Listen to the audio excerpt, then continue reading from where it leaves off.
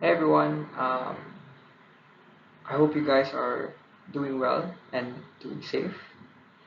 My name is Ivan, and I am going to take you through a few modules that is included in the Civil Service Examination Review Program initiated by Batas for Everyone. Um, for now, we're going to talk about Module 3, which is Organization of Ideas. A few things about me.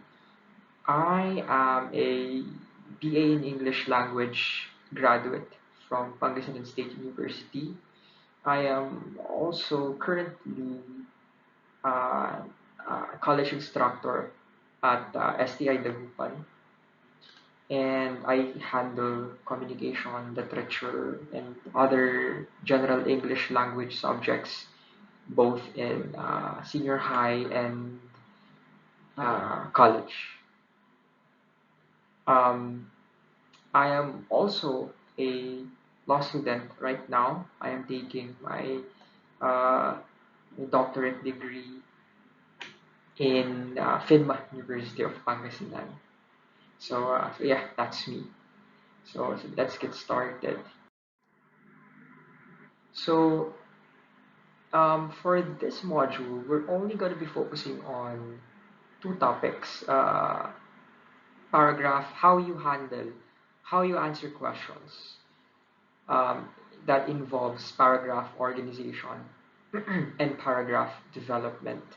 So as you go through this module, I urge you to remember yung mga basics ninyo sa grammar.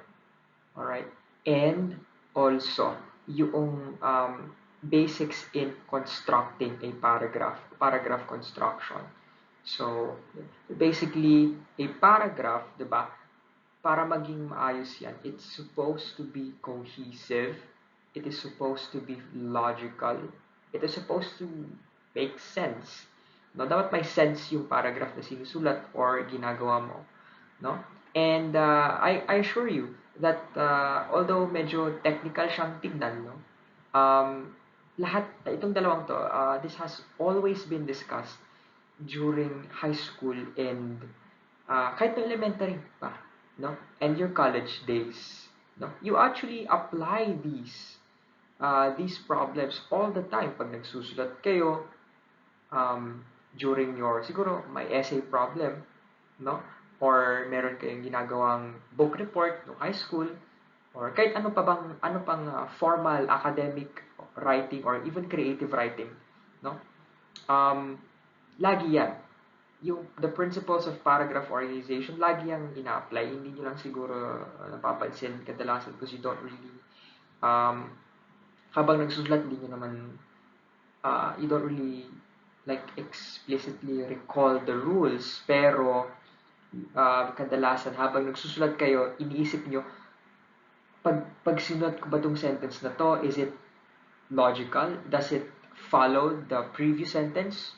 No? Or pag sinusulat ko tong paragraph na to, or kapag kakatapos nyo palang isulat yung paragraph na yon, you ask yourself, does it talk about a main idea? Meron ba siyang main idea? Or wala akong mahanap na main idea? Right? So yeah. So before we go on to the sample problems, we are first going to review a few things. Um, by the way, how are these problems usually presented? In this case, you are usually tasked to organize reshuffled sentences. No? And by doing so, you form a paragraph that ultimately makes sense. No? So, ano yan, with these kinds of problems, ano yan, halo-halo yung mga sentences na yan. And then, gagawin mo dyan, you are going to choose among the multiple choice, na nasa baba, no, ng question or ng problem. And then, you're going to choose the answer which has the most cohesive, the most logical, the most proper paragraph. But but that also the paragraph that also makes the most sense. Okay, so as such, this test can be quite time consuming. Remember this. Um, so how do you be, how do you try and be good at these kinds of problems, no? The only thing that I would advise you to do para masanay kayong mag-organize ng mga sentences or masanay kayong makabasa ng isang paragraph na maganda, no? That is well organized, that is well written.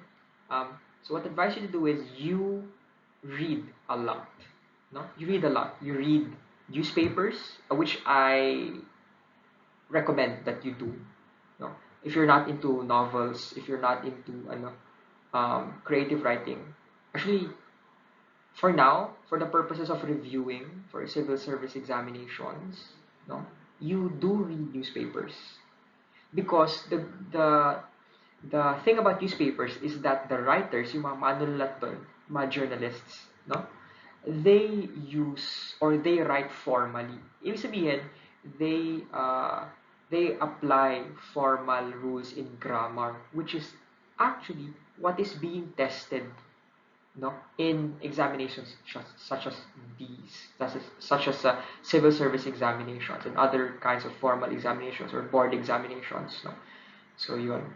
So you read a lot of newspapers, and syempre organized yung construction ng isang news, di ba? Kasi kung hindi mo maintindihan yung balita, or pagkalat-kalat yung balita, no, hindi mo maintindihan kung anong klaseng balita yung sinusulat ng writer, no? So almost all the time, or all the time actually, when you read news articles, ano yan, every single paragraph is organized, may pinag-uusapan yan.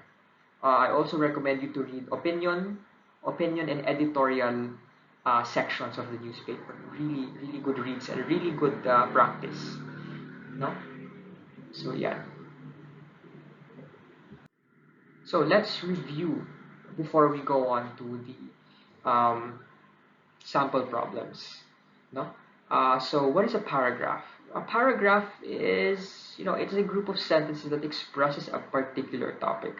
I want to put your attention on the words particular and topic. No, particular topic. This is because, all right, half of the battle, no, kalahati ng battle in doing these problems, to try to solve these problems, is looking for the topic of the sentence, right? Because if you know the topic of the sentence, right, the half yung kalahati na lang na task ang gagawin mo ay to form it, no, to form that paragraph according to the topic, no. So two things, two very important things that you should take note of when you're faced with these kinds of problems. First, you always look for the particular specific topic, or more commonly known as the main idea. Okay? And then second, you logically form a paragraph, no? Which we will see how in the next slide. Okay, here. How is a well-organized paragraph constructed? Okay? So often, may makita kayong mga general features such as first a topic sentence and or the controlling idea. So basically, this is your main idea. Ito yung pinag-uusapan, no, ng paragraph. Okay? And secondly, you have your supporting details. Ito yung mga sentences that talks about the topic sentence. It can either describe the sentence, it can either give evidence about the sentence, it can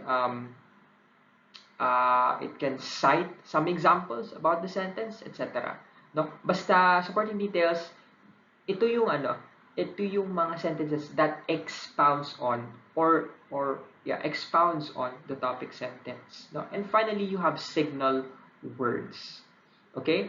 These are usually in the form of conjunctions, right? Such as and, moreover, and also words that you might be very familiar with, such as however, moreover, if, no? Yung mga ganung words, take note of that. Those are signal words. Yung sabihin, they signal a um, a new thought, or they signal a a a continuing idea after a particular sentence, which is better explained in a sample problem. Okay, so just take note of that. Lalahanin yan. Okay, here. This is an example of a paragraph organization or paragraph development problem, no? As in talagang literal nakashuffle yung mga yan. Usually sana during your college years or kahit anumang tests na nag-take, meron na siguro kayong at some point, no, may nakita na kayo ganito. So, medyo madali ito, but in the civil service examination, professional and I think sub-professional level, um, ano yan, mas madami yan. Hindi lang yan tatlo. Minsan, usually, 5 yan. 5 sentences yan. Minsan nga 6, no? So, sa mga talagang mahirap na tanong. Okay. So, now, ako, what I usually do here, ang unang-una kong ginagawa talaga, and which I advise you to do, pero again, this depends. This is just for me. This is my the way I do it. No? So, the first thing I do is I always look for, always yan, no? Look for the topic sentence. Or at least, makita ko man lang yung pinag-uusapan ng mga sentences na yan, no? So here in this case, no, merong 3 sentences. So what you do is you quickly read through it, you scan or you skim these sentences, no? And what I advise you to do is you practice reading sentences by group, no? Hindi yung word to word lang. If you do not adhere to these requirements, no, you may ski too fast and even fall. If in a really time pressured exam talaga, kailangan you have to develop this technique where you are good at reading the required sentences in ideally a short amount of time. How do you do that? You read sentences by group. So for example, this is how I usually do it, no? I just skim past, I just look for the important things about a certain sentence. For example, this one talks about certain requirements and skiing too fast and even fall. Ito talks about snow skiing is a challenging sport, and letter C talks about bending your knees and putting your weight on a downhill ski. So by doing this, I absorb as more information and more ideas in a short amount of time. No, at paulit-ulit ko lang yung binabasa. So requirements, what requirements? Skiing too fast, okay? It's talking about snow skiing, which is a challenging sport. It's talking about bending your knees, putting your weight on the downhill skiing. All right, after the initial reading, no, I now go down to the questions. Again, this is me, but I now go down to the questions. To the questions, to the answers pala, to the suggested answers, to the answers down below, no? Suggested answers pala down below. Possible answers down below. So, as you can see, there are 3 choices lang dito. Okay? And pag mga ganito madali, kukunti lang yung choices. I test them individually. Okay? But for now, we're gonna do it the manual way, no? Para mas you may see how to do it and improve on it na lang, no? So okay, what is the main idea of this of these sentences? Ano yung napapansin yung laging nauulit na pinag-uusapan? Diba? So, talking about skiing, and skiing, no? And skiing again. Diba? And skiing again. Alright? So, now that you know what it's talking about, Right? You know now the topic, which is half the battle. Okay na, tapos na ang kalahati ng laban. The second half that you should do is to look for the topic sentence. And how do you do that? You choose the sentence among all those sentences, ha? Among all those sentences. By the way, do not wag niyong gawin yung ina-isolate yung sentences from one another. Hindi. Pag binabasa niyo yung mga sentences, i-contextualize niyo, no? Ibig sabihin nun, um, you read them individually, but you read them together. No? Yes, ba? Parang siguro, okay, tapos na kayo basahin ng letter A. Pag binasa yung letter B, huwag niyo kalimutan yung binasa niyo sa letter A. Isipin niyo yung binasa niyo sa letter A. Okay, that's how you try and that's how you contextualize, no? Reading.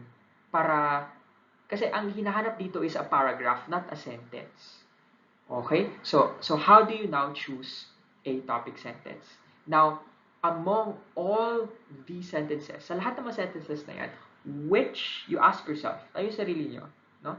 Which sentence introduces or, best introduces the main idea of the paragraph? Right? Isipin nyo mabuti yun. And you read, no? So if it's talking about skiing, no?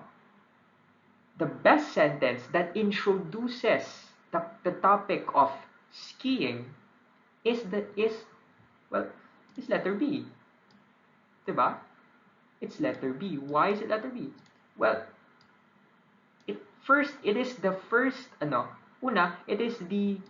sentence that gives out the complete term of skiing. Kasi tignan nyo dito, ski lang ang nakasulat.